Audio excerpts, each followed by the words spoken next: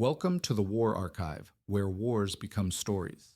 In the heart of Asia, beneath roofs of gold and silence, the Middle Kingdom dreamed it ruled the world.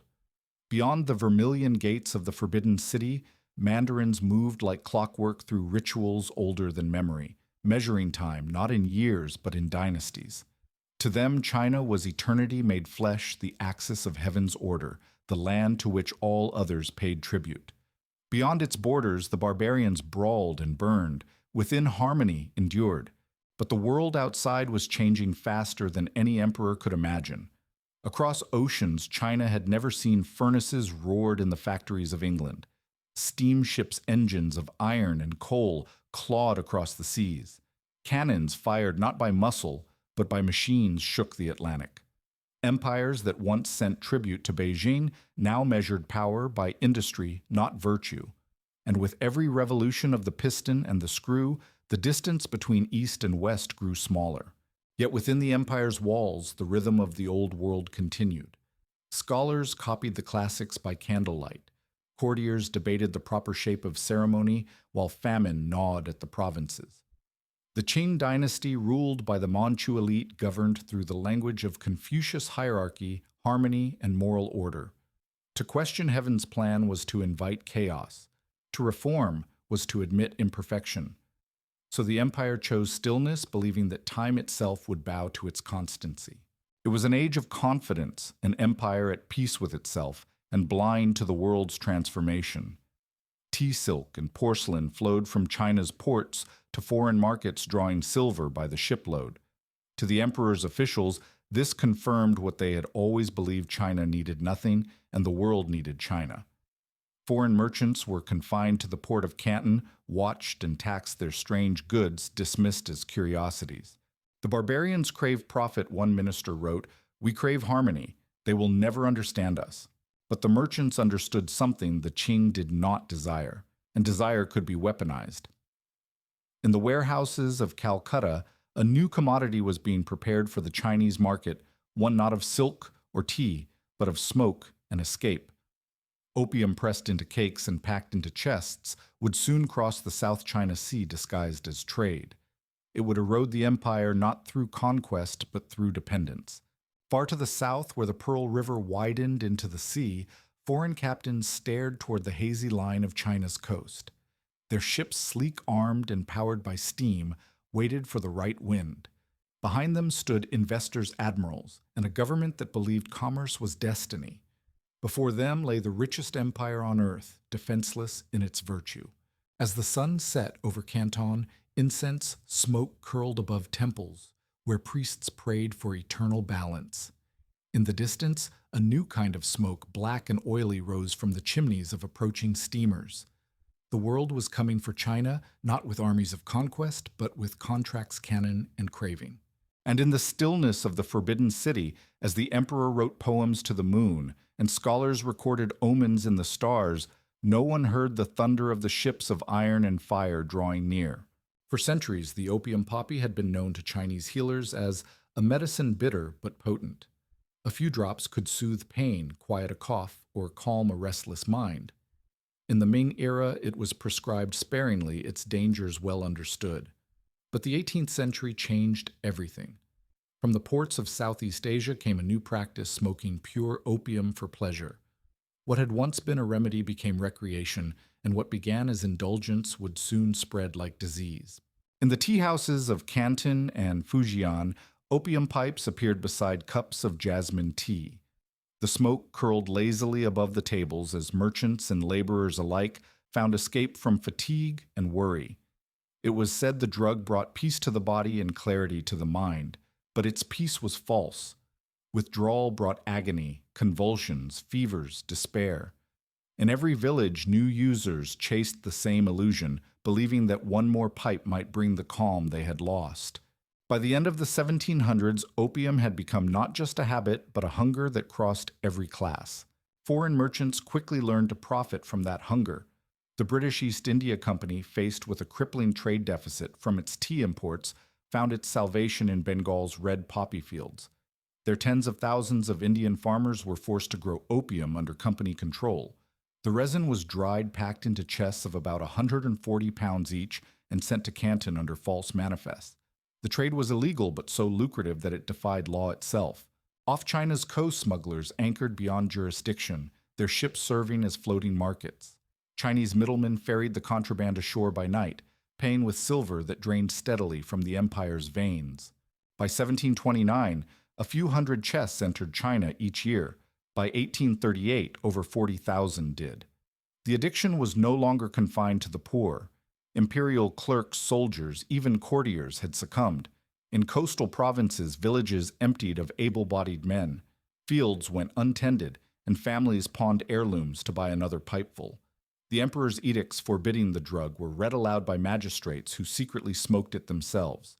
When Emperor Jiaqing banned opium smoking outright in 1813, he called it the greatest of evils, but the words carried no power against profit. As the habit spread, so did corruption. The customs officers who swore to enforce the law grew rich on bribes. Smugglers prospered in every harbor. The Qing government could not stem the tide because the tide had already reached the palace gates. Behind closed doors, ministers debated not how to stop opium, but how to survive its consequences. The silver outflow destabilized the currency, inflation crippled local economies, and food shortages turned unrest into rebellion. The empire's stability, once its pride, was now its greatest weakness. Yet to the British it was simple economics. The moral question was irrelevant. What mattered was that every pipe lit in China meant another chest sold in India, another ship funded in London. In the quiet alleys of Canton, as the night wind carried the smell of the sea, and smoke, two empires faced each other without yet declaring war, one bound by ritual, the other by commerce. Between them lay a poison that would decide the future of both. By the early 1800s, Britain had perfected an empire built on addiction. From Calcutta's opium factories, the trade moved like clockwork, harvest refined ship profit. The chests were branded with the East India Company's seal, then loaded onto swift clippers bound for China. Each voyage brought more of the narcotic that the Qing government had outlawed but could not stop. On paper, the trade was clandestine.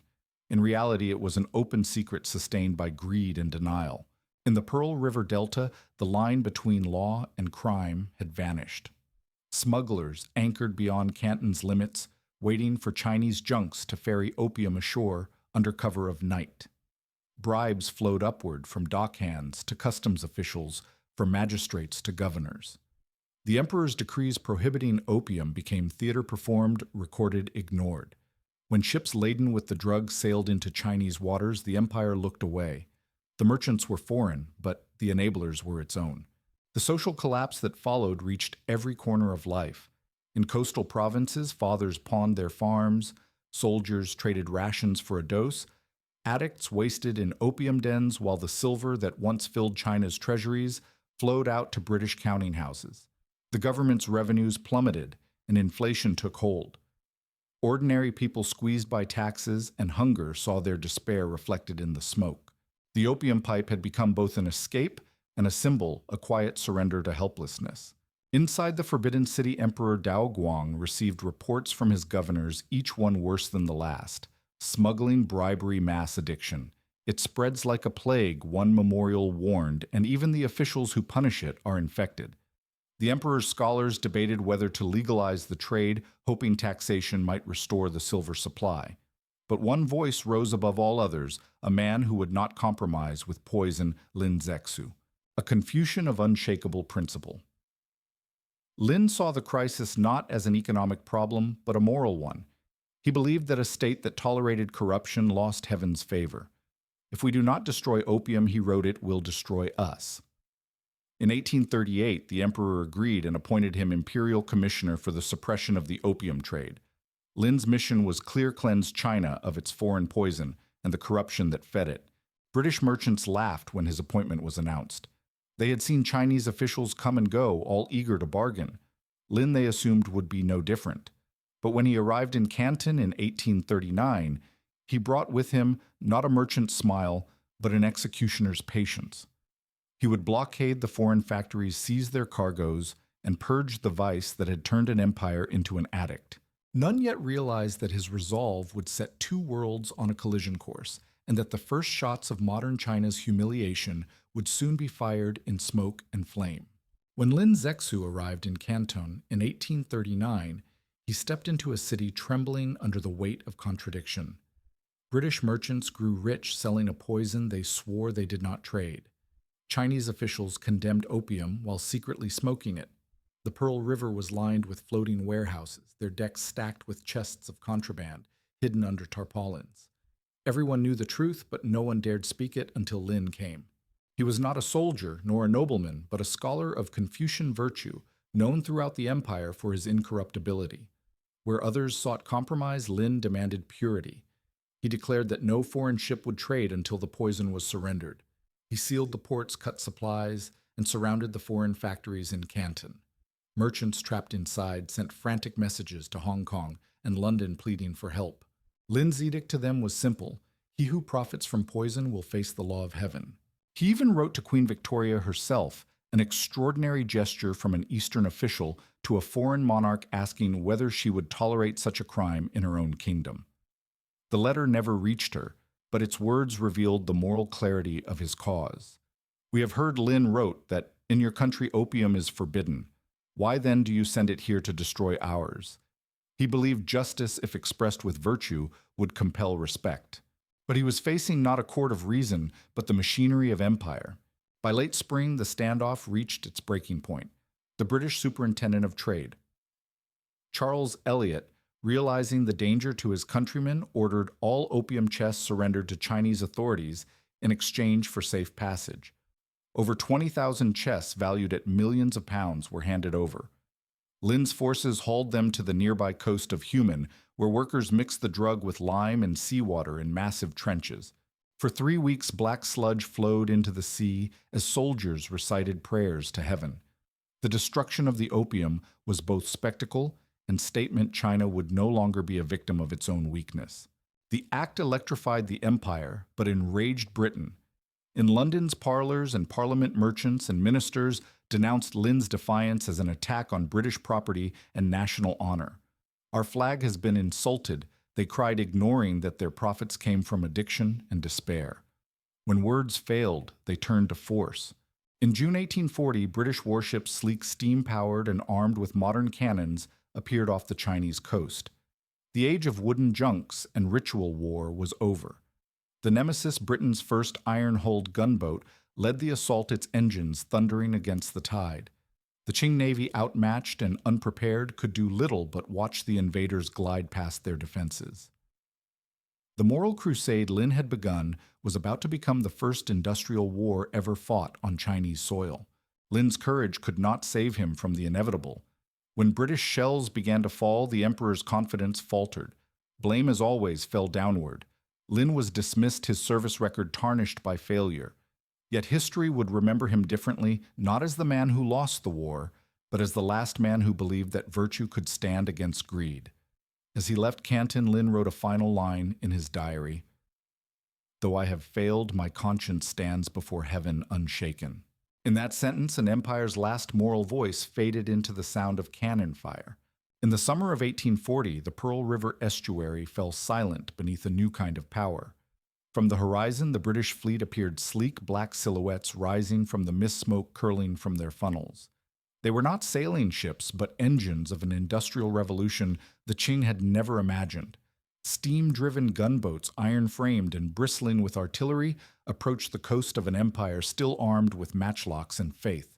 The Nemesis, first of her kind, moved against the current as easily as a dragon through water. For centuries, China had believed itself untouchable. Now the sea itself had turned against it. Qing commanders fortified the Bogue forts guarding the approach to Canton, confident their walls could hold. They filled the air with banners and drums, invoking heaven's blessing before the first shot was fired. But when the British guns opened, the sky turned white with smoke. Shells exploded with a precision the defenders had never seen. Within hours, the forts that had guarded the empire's southern gate for generations lay in ruins. Courage was not enough against iron. The defenders fought bravely and died quickly, their cannonballs skipping harmlessly off steel hulls. In Beijing, the Daoguang emperor received word of the defeats and refused to believe them. He accused his generals of exaggeration, his ministers of cowardice. How could barbarians who knelt to kings and fought for coin defy the Son of Heaven? Yet reports kept coming. Canton blockaded trade, halted towns burning. The British advanced north along the coast, capturing one harbor after another. When the fleet ascended the Yangtze River, the empire's heart lay exposed. With no navy to resist, the invaders sailed directly toward Nanjing, the city where dynasties were born and buried. Desperation forced the court to negotiate. In August 1842, aboard the HMS Cornwallis, Chinese envoys signed what would be known as the Treaty of Nanking. Its terms shattered centuries of imperial arrogance. China would open 5 ports to foreign trade, pay a massive indemnity, and cede the barren island of Hong Kong to Britain in perpetuity. It was the first of the unequal treaties, a polite phrase for conquest without occupation. When news reached Canton, British merchants toasted their victory. To them, it was commerce vindicated by cannon fire. To China, it was a trauma beyond words. The empire had faced its first industrial war and discovered that its armies, its ships, even its beliefs belonged to another age. Lin Zexu's moral war had ended in a mechanical defeat. As British sails vanished into the south, China stood silent. The world it thought eternal had changed in a single summer. Yet history rarely ends with surrender. For the Qing, the ink on the Treaty of Nanking was not closure, but contagion. The Western powers had seen how easily the gates could be forced, and others were already gathering at the threshold. The signing of the Treaty of Nanking in 1842 ended the war, but not the humiliation. To the British, it was a commercial triumph. To the Qing, it was a wound that refused to close. The ink had barely dried when news of the treaty reached the southern ports. In Canton, merchants who had once governed the flow of global trade now watched foreign flags fly above their wharves. The city that had dictated the world's markets for a century became a staging ground for foreigners who answered to no Chinese law. 5 ports, Canton, Amoy, Fuzhou, Ningbo, and Shanghai, were open to foreign residents and trade. British merchants built enclaves along the waterfront, entire districts, where Chinese officials could not enter. Western churches rose beside Taoist temples, and consuls replaced mandarins. The old trade guilds collapsed under new tariffs fixed by foreigners. Even the customs houses were no longer Chinese. They were run by foreign inspectors, their profits flowing back to London. To the people, the defeat felt like an unraveling of heaven's order. Peasants whispered that the dynasty had lost its virtue, that heaven's mandate was fading. The barbarians. One official wrote bitterly, have used their machines to defy heaven's will. In the north, the emperor's court maintained its rituals, the same processions, the same censers burning in the hall of supreme harmony, but the symbols had lost their power. Beneath the grandeur of ceremony, the empire's authority was draining away. The Supplementary Treaty of the Bogue in 1843 deepened the blow. It granted exterritorial rights. Foreigners accused of crimes in China would be tried not by Chinese courts but by their own consuls. It also gave Britain most favored nation status, ensuring that any future privilege granted to another power would automatically extend to them. For the Qing, it was a slow dismemberment of sovereignty by signature. Each clause written in English felt like a nail in the empire's coffin. Still, the empire's decline was not yet visible to all. In the crowded streets of Canton, daily life continued, the smell of salt and incense, the clang of dockside hammers. But beneath the noise, resentment simmered. The merchants resented their dependence. The scholars mourned the empire's impotence.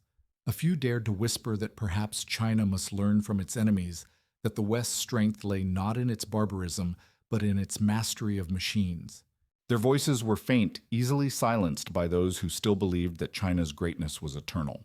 Yet even as the Qing tried to restore order, the opium returned more than ever, protected by the very treaties meant to bring peace. The same poison Lin Zexu had drowned at Human now flowed openly through the treaty ports taxed and tolerated. The emperor, furious but powerless, issued decrees no one obeyed.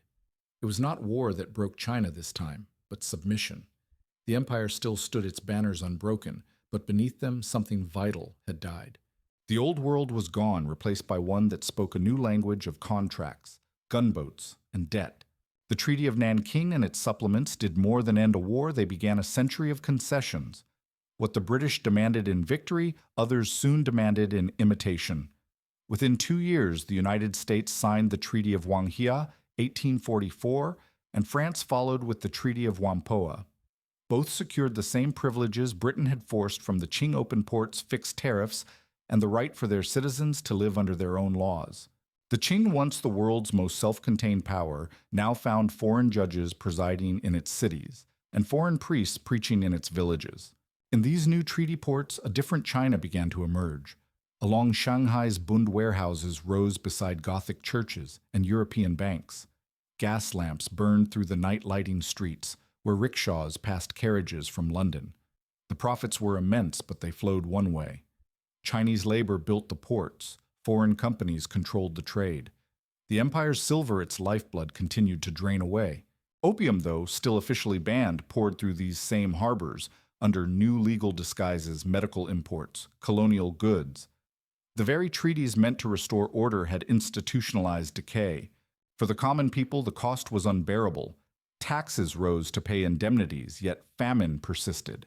Provincial officials, desperate for revenue, squeezed farmers dry while smugglers grew rich.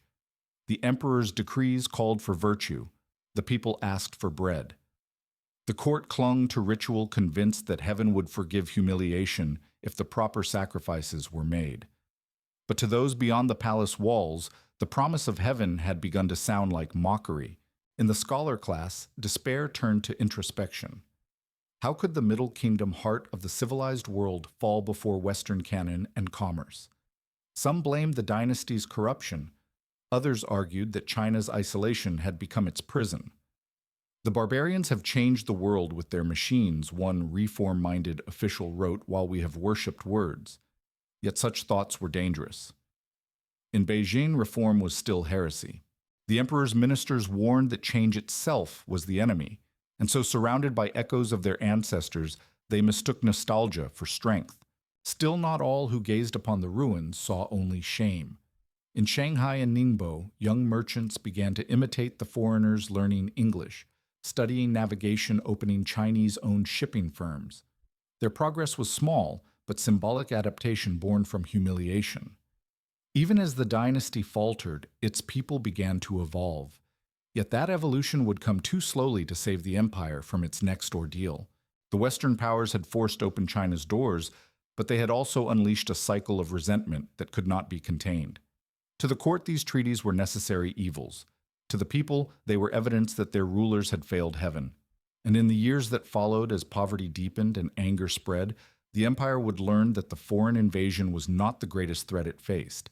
The greater danger was rising from within. By the mid-1840s, peace had returned, but it was the uneasy peace of exhaustion. The empire looked intact on maps, yet its sovereignty was hollow. Foreign merchants filled the treaty ports, missionaries spread across the countryside, and Western consuls now dictated trade policy more effectively than any imperial edict. For the Qing, this new reality was a humiliation disguised as diplomacy.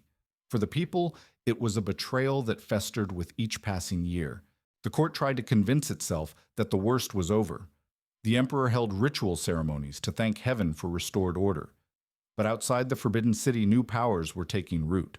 In the southern ports, British banks issued their own currency. In Shanghai, international settlements operated under foreign law. Chinese officials could no longer arrest a foreigner even for murder.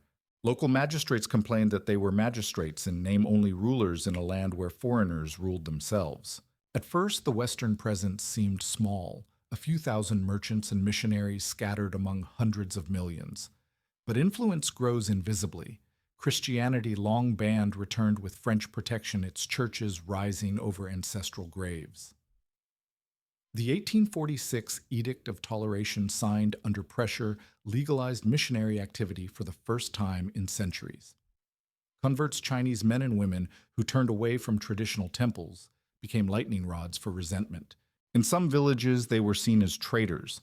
In others, as living proof that China's gods had lost their power. Meanwhile, the opium trade, though nominally illegal, flourished like never before. British smugglers simply moved upriver, their ships anchored beyond Chinese reach. The same officials who once fought to enforce the ban now profited from it. The emperor's moral decrees had become hollow ceremony, and corruption spread like rot through the bureaucracy.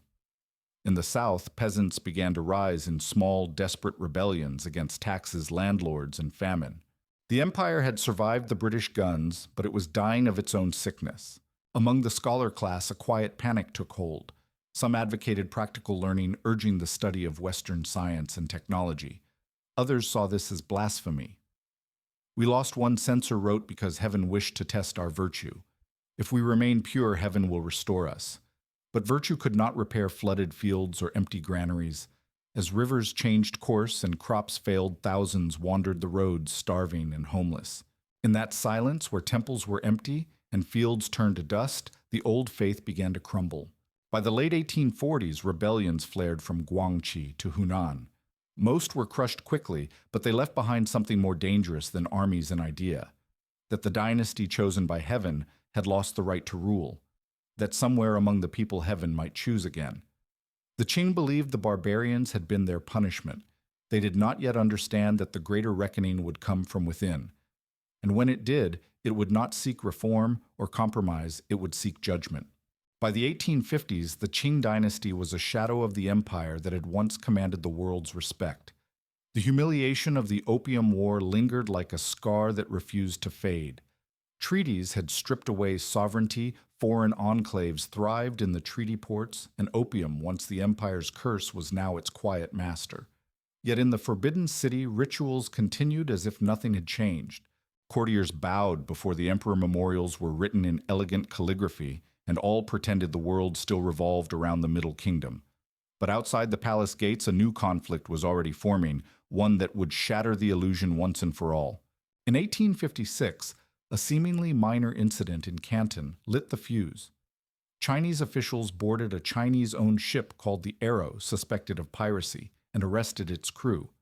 The ship had once been registered under the British flag, but that registration had expired. Nevertheless, Britain's local consul, Harry Parkes, protested furiously. He claimed the Qing had violated British sovereignty and insulted the flag. Parkes demanded an apology and the release of the prisoners. The local governor, Ye Mingchen, refused. What should have been a minor diplomatic dispute became the perfect pretext for war. In London, the opium merchants and their allies in Parliament seized their chance. Britain had gained much from the First War, but they wanted more full legalization of opium, unrestricted trade, and permanent diplomatic presence in Beijing. The Arrow affair gave them the excuse they needed. France, eager not to be left behind, joined Britain, claiming to avenge the murder of a French missionary. The alliance of two empires now prepared to strike. In 1857, British and French forces descended upon Canton, bombarding the city into submission. The governor Ye Mingchen was captured and sent into exile, dying soon after. From there, the Allied fleets advanced northward, targeting the mouth of the Peiho River and the Dagu-Taku forts, the defensive line protecting Beijing. The Qing forces fought bravely, but were outmatched once again by steamships and modern artillery. The emperor's generals still believed courage could overcome cannon. The battlefield proved them wrong. In 1858, facing destruction, the Qing were forced to sign the treaties of Tianjin, conceding even more than before new ports opened. Missionaries granted freedom to travel, and preach legations permitted in Beijing, and foreign ships allowed to navigate the Yangtze River. But before the treaties could be ratified, the emperor changed his mind. He refused to let Western envoys enter the capital, believing that such a concession would symbolize the loss of heaven's favor. He ordered the Dagu forts reinforced and blocked the foreign fleets from advancing upriver. The following year, 1859, the British returned, this time underestimating their opponent. Their fleet attacked the Dagu forts again, but Chinese defenders, armed and disciplined under a rare competent command, repelled the assault with heavy losses. It was a brief moment of triumph celebrated across China as proof that heaven had not abandoned them after all. But it was only a pause in the inevitable. By 1860, the British and French came back in force, this time with vengeance. The Allied fleets overwhelmed the Dagu defenses, marched inland, and seized Tianjin. When negotiations failed, they advanced on Beijing. The emperor fled north in panic, leaving his brother Prince Gong to negotiate surrender. As Allied troops entered the imperial city, they turned victory into vengeance. The old summer palace, a masterpiece of Chinese art and architecture, was looted, then burned to the ground. The destruction of Yuan was more than punishment. It was humiliation made eternal. The smoke that rose from its gardens carried away centuries of cultural pride. By the Convention of Peking signed later that year, the Qing were forced to ratify the treaties of Tianjin, open more port cede territory to Russia, and most shamefully legalize the trade in opium. For the second time in 20 years, China's fate had been decided not in its courts, but at gunpoint. The emperor, exiled and disgraced, never returned to Beijing. His dynasty had survived another war, but the price was unbearable. What had begun with the arrow had ended with ashes and humiliation. And while the court mourned its losses, a far greater storm was already rising, not from abroad this time, but from within the heart of China itself. The smoke that rose from the ruins of the old summer palace in 1860 marked more than the end of a war. It was the symbolic funeral of an empire's pride. Yuan had been the jewel of Qing civilization, a sprawling complex of gardens, libraries, and halls, where emperors once received tribute from all nations. It was China's Versailles, built not of arrogance, but of artistry. When British and French troops torched it, the flames devoured more than buildings. They consumed the illusion that the Middle Kingdom could still command respect through culture alone. In Beijing, the streets filled with chaos as foreign troops marched through gates once reserved for imperial processions. Looted treasures, jade porcelain, silk scrolls, were piled onto wagons bound for ships waiting at Tianjin. The Xianfeng emperor, humiliated and broken, fled north to the safety of Reihe, leaving his brother Prince Gong to negotiate. There was no negotiation left to make. Under the Convention of Peking, signed in October 1860, the dynasty surrendered to reality. The treaties of Tianjin were confirmed, new ports were opened, Kowloon was ceded to Britain, and Western powers gained the right to station permanent legations in Beijing itself. One clause in particular carried bitter irony: the legalization of opium. The same poison that had crippled the empire was now enshrined in law. China's moral resistance, personified years earlier by Lin Zexu, had ended in formal capitulation. The emperor's court, once the seat of Confucian virtue, had become a reluctant partner in its own undoing. To the Western powers, the campaign was a triumph of civilization over tyranny. To the Chinese, it was desecration. Witnesses spoke of soldiers looting temples of sacred relics, sold in the markets of Hong Kong and London. French officers photographed themselves lounging in the imperial gardens, cigars in hand, amid the ashes of pavilions where emperors once wrote poetry. Even the air smelled of humiliation, smoke dust, and the bitter sweetness of burned lacquer. Prince Gong returned to the capital carrying a peace China had not chosen. He established the Zhongli Yamen, the first government office dedicated to dealing with foreign powers, a ministry born from defeat. For the first time in history, the Qing were forced to treat Western nations as equals, not as tributaries. It was a small bureaucratic change, but a seismic shift in worldview. The Middle Kingdom had been dethroned not by conquest, but by the reordering of the world. When the emperor died the next year, the empire's court mourned him with ceremony, but little conviction. The throne passed to a child Tongji, and real power to the regency led by Empress Dowager Cixi, a woman who would rule from behind a curtain for nearly half a century. She inherited an empire hollowed out by defeat, yet too proud to admit it. The dynasty would never recover its former authority. It would merely survive staggering between reform and decay. For 1,000 years, emperors had believed that heaven's mandate protected China from the fate of lesser realms. But as the last embers of Yuan faded into night, even heaven seemed indifferent.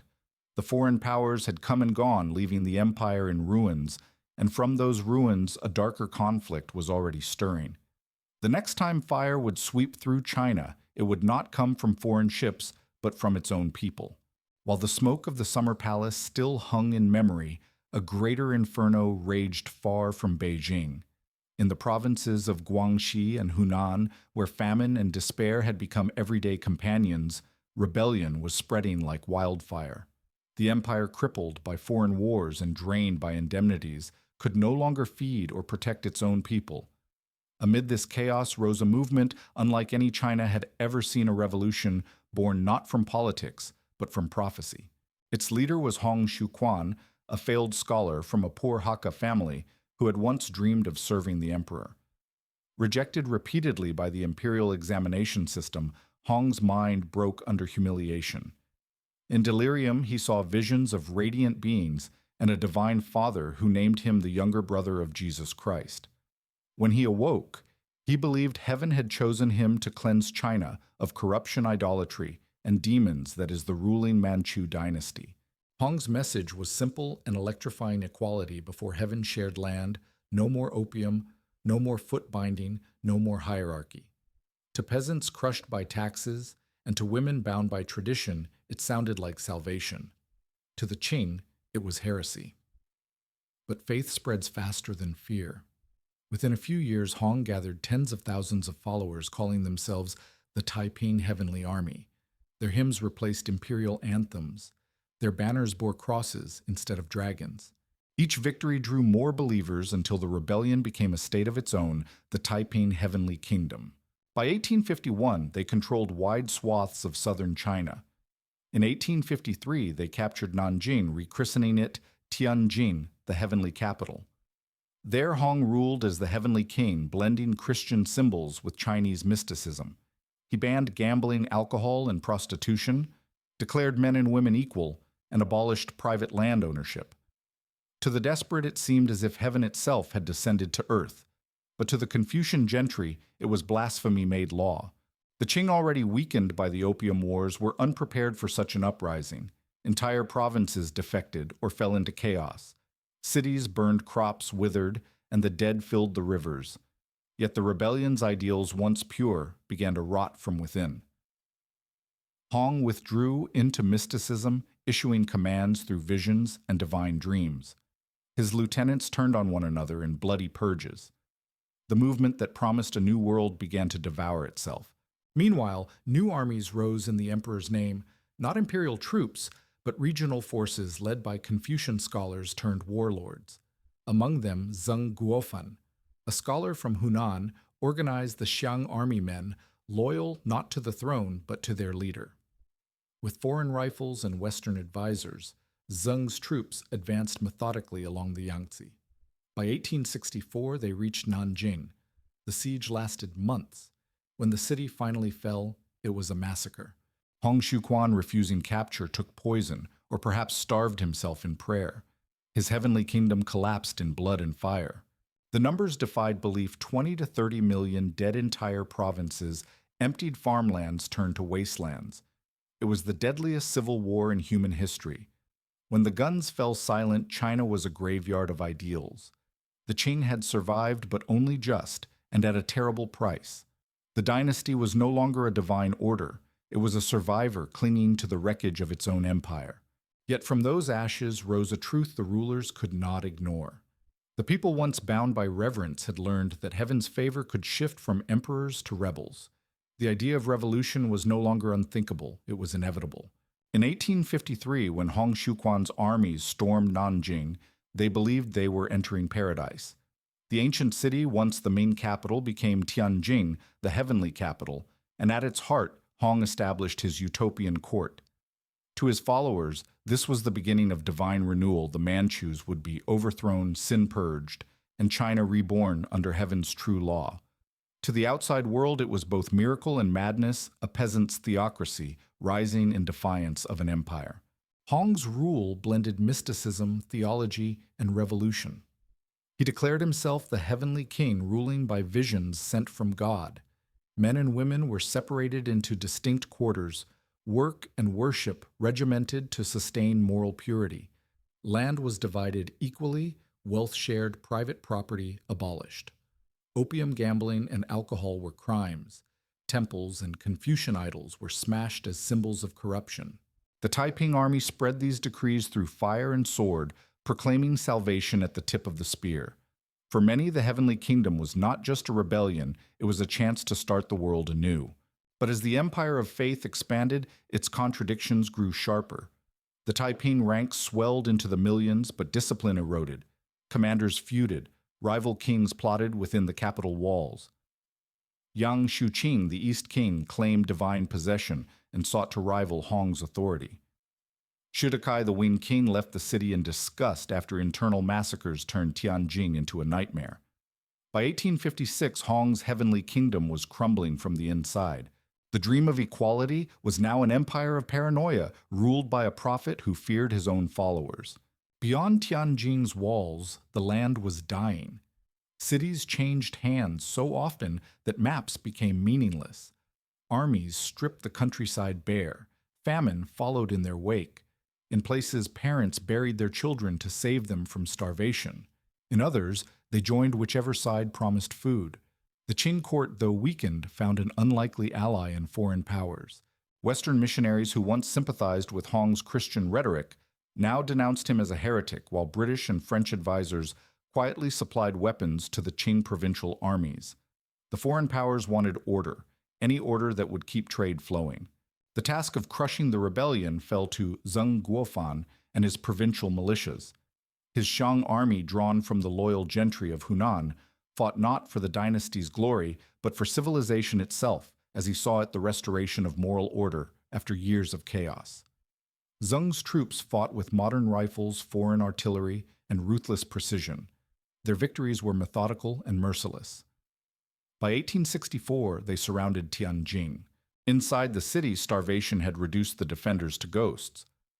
Hong Xiuquan retreated deeper into isolation, claiming that angels would descend to deliver them. None came. When the city finally fell, Zheng's soldiers slaughtered tens of thousands. Hong's body was found in the ruins, likely dead by poison. His ashes were scattered, his heavenly kingdom obliterated. The rebellion had lasted 14 years and consumed a nation. Between 20 and 30 million people had perished, more than the Napoleonic Wars and the American Civil War combined. For China, the victory was hollow.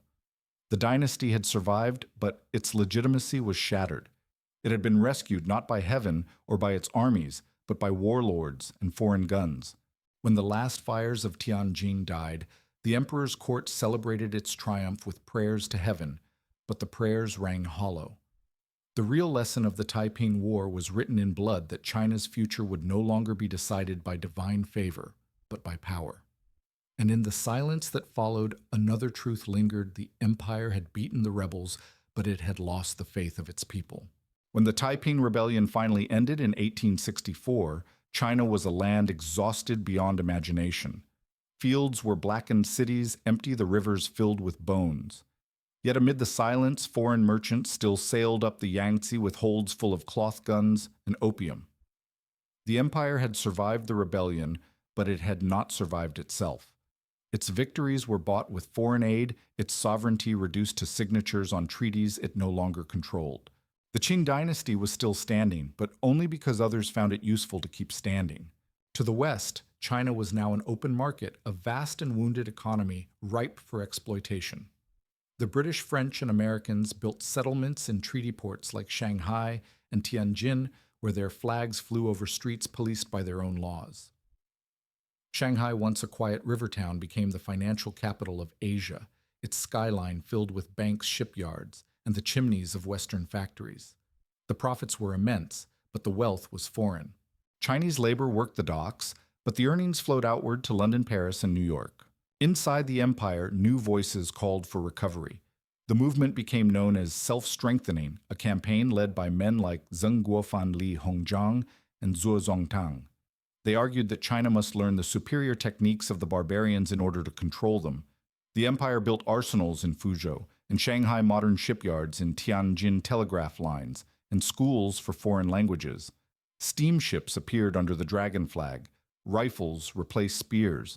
Yet for every reform, resistance rose just as fiercely. Conservative officials saw modernization as betrayal. We lose our soul, one court scholar warned, when we borrow the machines of demons. The result was half a revolution. Factories were built but mismanaged. Fleets were funded but left to rust.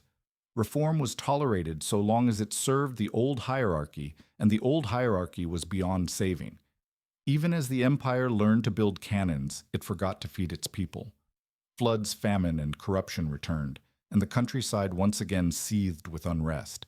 Meanwhile, Western power no longer came only from warships, but from contracts and loans. The empire's debts, multiplied by indemnities from the opium and Taiping wars, left it beholden to foreign banks. Customs revenue. The lifeblood of the state was collected not by Chinese officials, but by foreigners under the Imperial Maritime Customs Service, headed by the Irishman Robert Hart. It was efficient, honest, and humiliating. China's taxes were now managed by others for its own good. Even the scholars who supported reform saw the irony. We have machines, one lamented, but not the spirit to use them. The foreign legations in Beijing became miniature empires within the empire, their walls guarded by European soldiers. Missionaries ventured deeper inland, bringing both education and resentment. Wherever the cross appeared, riots often followed. Each new mission was seen by peasants as another outpost of conquest. In the 1870s, the contrast between China and the rest of Asia became stark. While the Qing struggled to modernize without changing its soul, Japan, fresh from the Meiji Restoration, embraced transformation completely. Within a generation, Japan had built railroads, factories, and a modern army modeled on the West.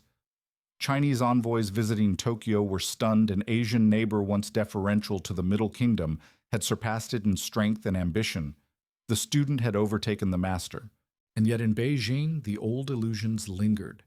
The mandarin still wore silk robes to court, still recited oaths. To heaven still believed the dynasty was eternal. But beyond the palace walls, the balance of power had shifted. The Qing no longer ruled by divine mandate. It ruled by inertia. The empire's enemies no longer needed to invade. They simply waited, knowing that time itself had joined their side. When the cannons of the Taiping rebellion fell silent, the Qing dynasty stood triumphant but hollow. Its armies had prevailed with foreign rifles and regional militias, not imperial strength. Its coffers were empty, its people broken, and its borders restless. The court told itself that China's long ordeal was over. In truth, the empire had merely entered a quieter, slower death. The new age of imperialism was already tightening its grip. France, extending its reach from Indochina, began pressing north into Vietnam, a region long under Chinese influence. When the Qing tried to reassert their traditional authority there, they were drawn into the Sino-French War, 1884-1885. On land, Chinese forces fought valiantly, but at sea disaster struck. The modernized Fujian fleet symbol of the empire's self-strengthening was annihilated in minutes by French ironclads at the Battle of Fuzhou. When the smoke cleared, France claimed Indochina, and China, for the first time in history, recognized a foreign protectorate in its own sphere. To the north, the Russian Empire advanced steadily through Central Asia. The 1881 Treaty of St. Petersburg returned most of the Ili region to China, but only after heavy pressure and an indemnity payment, a diplomatic victory that felt like a loss. Meanwhile, Britain, expanding out of India, annexed Burma and Sikkim, drawing China's frontier ever backward. Every year brought another agreement, another humiliation signed in ink. Within the court, reformers pleaded for modernization. The self-strengthening movement built factories, railways, and shipyards, but the empire's soul resisted change. Empress Dowager Cixi, ruling from behind the curtain, allowed just enough progress to maintain control, but not enough to challenge tradition. Corruption seeped into every new project. Funds meant for rifles vanished into pockets. Factories stood idle for lack of training. China had the symbols of modernity, but not its substance. Then came 1894, and with it a reckoning from the East. Japan, once a student of China's civilization, had transformed itself under the Meiji Restoration, industrialized, unified, and eager to prove its power. When rebellion broke out in Korea, both nations sent troops. For centuries, Korea had acknowledged China as its elder brother. Now it became the battlefield where that old order would die. The First Sino-Japanese War. 1894-1895 was short and devastating. The Qing fleets, once thought invincible, were shattered in the Battle of the Yalu River. Japan's modern army moved with precision, capturing Manchuria and the Liaodong Peninsula. In the Treaty of Shimonoseki, China ceded Taiwan, and initially Liaodong to Japan recognized Korea's independence, a polite word for Japanese control, and paid an enormous indemnity. When the Triple Intervention, Russia, France, and Germany forced Japan to return, Liaodong China mistook it for salvation. In truth, it was the opening act of another partition foreign powers carving the empire into spheres of influence. Within a decade, Germany seized Shandong, Russia, dominated Manchuria, Britain expanded its hold over Hong Kong, and the Yangtze and France took the south. The court in Beijing clung to etiquette, while the world around it redrew China's borders without asking permission. And while silver drained and treaties multiplied, Cixi diverted naval funds to build her marble pleasure boat at the Summer Palace, a gesture later remembered as the empire's most elegant symbol of blindness. To the peasants, it felt as though heaven itself had turned away. Famines ravaged the north, floods drowned the Yellow River plains, taxes rose to pay debts to foreigners. In the countryside, resentment fermented into something dark and desperate. The people's anger no longer sought reform, it sought revenge. By the end of the century, the foreign flags that fluttered over Shanghai, Tianjin, and Canton had become daily reminders of subjugation. The dynasty's officials spoke of diplomacy, but the people whispered of vengeance. And deep within the villages of Shandong, bands of farmers and ex-soldiers began to gather swearing oaths beneath temple eaves. They practiced martial rituals, believing their bodies could resist bullets through the will of gods. Soon, the world would know their name. By the end of the 1890s, the Chinese countryside was seething. Famine, floods, and foreign domination had driven millions to despair. Railways cut through ancestral graves, missionaries preached foreign faiths under armed protection, and soldiers bearing strange flags patrolled the treaty ports. Every symbol of the old world, its gods' customs and hierarchies, seemed under siege. Among the peasants of Shandong, resentment turned into fury, and out of that fury rose a movement that believed it could summon heaven itself to strike back. They called themselves the Righteous and Harmonious Fists, or Yihetuan. To Westerners, they were the boxers' men who practiced martial rituals, claimed divine invulnerability, and swore to drive out the foreign devils. In the drought-scorched villages of northern China, boxer preachers promised salvation through violence. The spirits will shield us, they declared, and foreign bullets will melt away. What began as superstition soon became a crusade. Armed with sword spears and unshakable faith, they attacked missionaries, railways, and anyone who had embraced the foreign religion. At first, Qing officials dismissed them as another band of rebels, but the court's mood was shifting. The empire's defeats at foreign hands had humiliated the dynasty. Now, the boxers' cries of vengeance seemed almost patriotic. Local governors, overwhelmed by uprisings they could not control, began to tolerate or even support the movement. By 1900, the rebellion had spread across Jili and Shandong, threatening to engulf the capital itself. In Beijing, Empress Dowager Cixi faced an impossible choice. For decades, she had ruled through compromise, appeasing foreign powers while suppressing domestic unrest. But now, her people demanded action.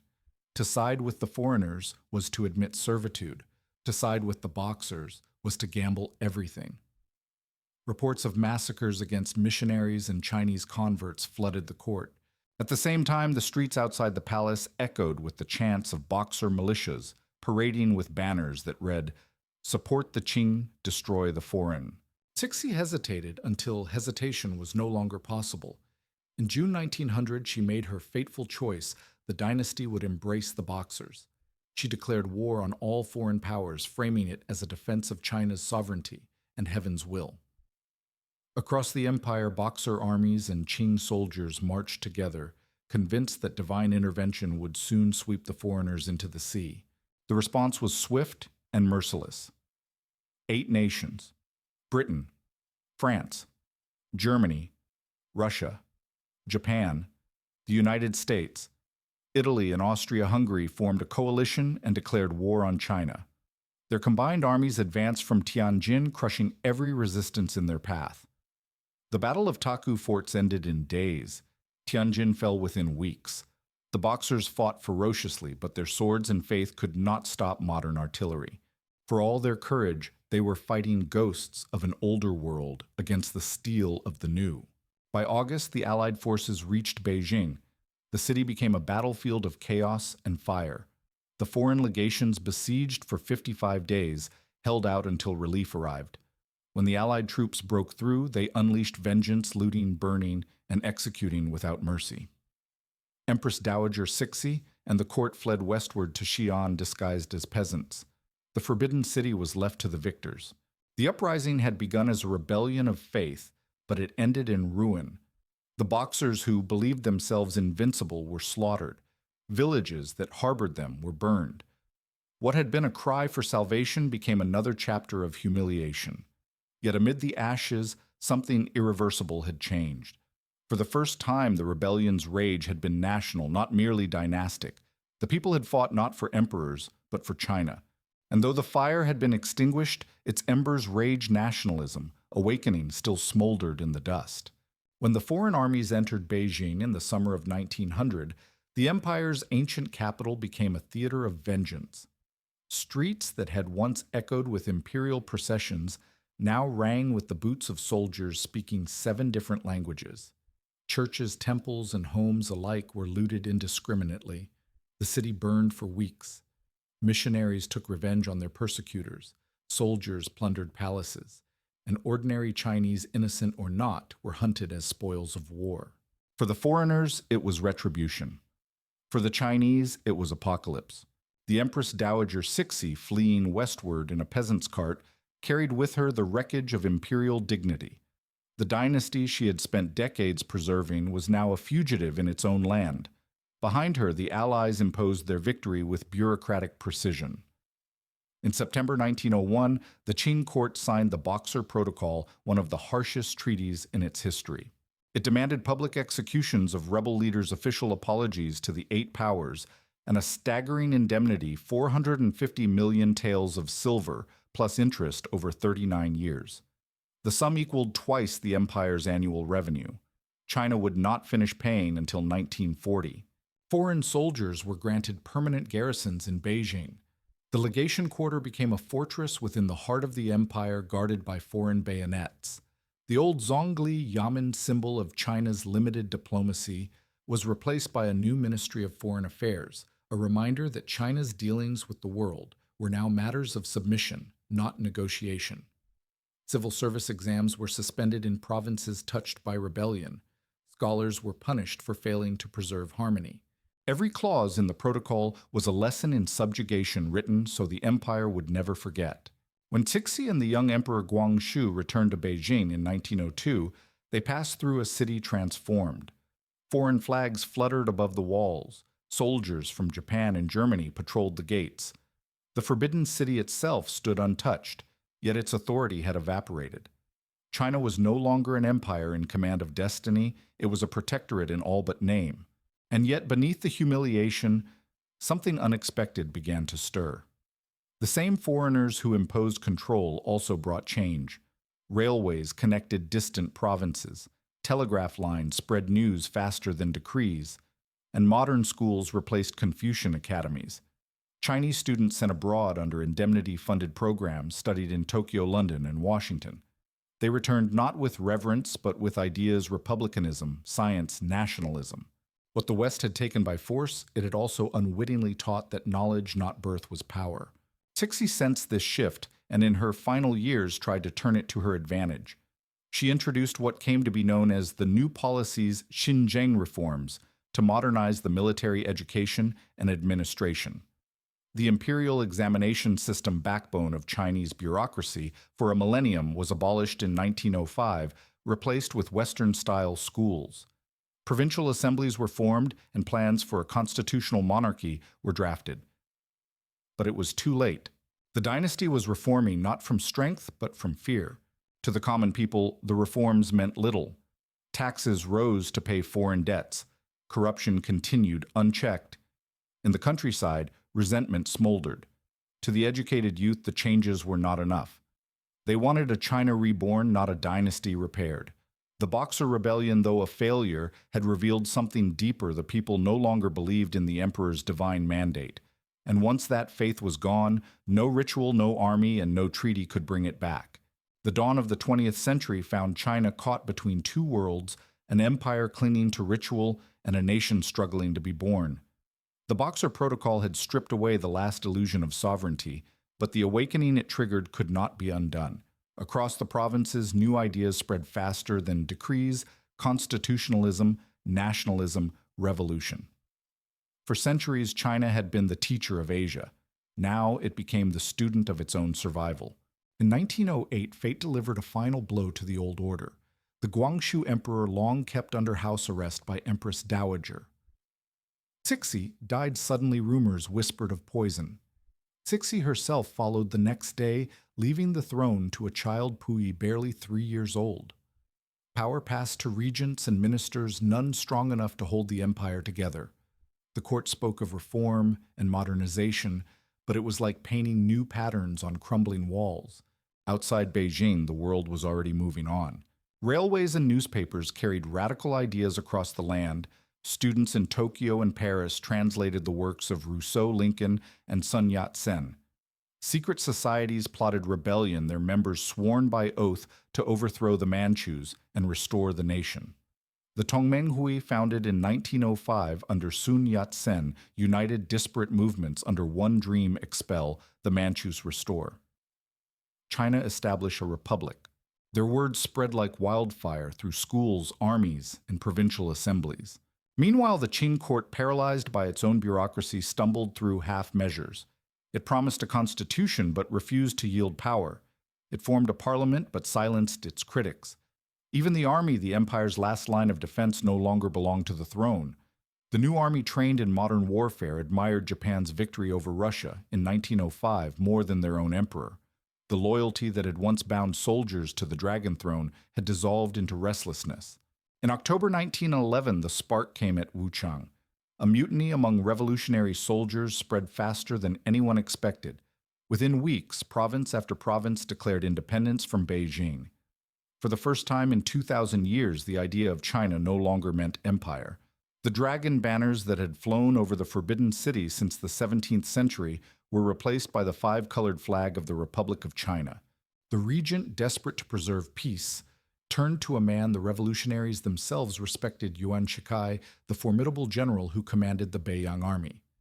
Yuan negotiated with Sun Yat-sen's forces, promising reform in exchange for order. On February 12, 1912, the 6-year-old Emperor Puyi abdicated. The imperial seal passed not to another ruler, but into history. For the first time since Qin Shi Huang, China was no longer ruled by an emperor. The streets of Beijing were quiet that day. No grand ceremonies, no thunder of cannon, only the cold wind carrying away the last whispers of empire. Some mourned the loss of the old world. Others rejoiced at the promise of a new one. But beneath both emotions lay uncertainty. The republic that replaced the Qing would face its own storms: warlordism, invasion, and civil war. Yet something irreversible had happened. The ancient empire that once called itself the center of the world had finally joined the modern age. As night fell over the Forbidden City, its gates closed on the past. The marble halls, once filled with courtiers and eunuchs, echoed in silence. China's dragon had fallen, not slain by outsiders, but by the weight of its own history. And from its ashes, the nation that would rise would no longer bow to heaven, but to the will of its people.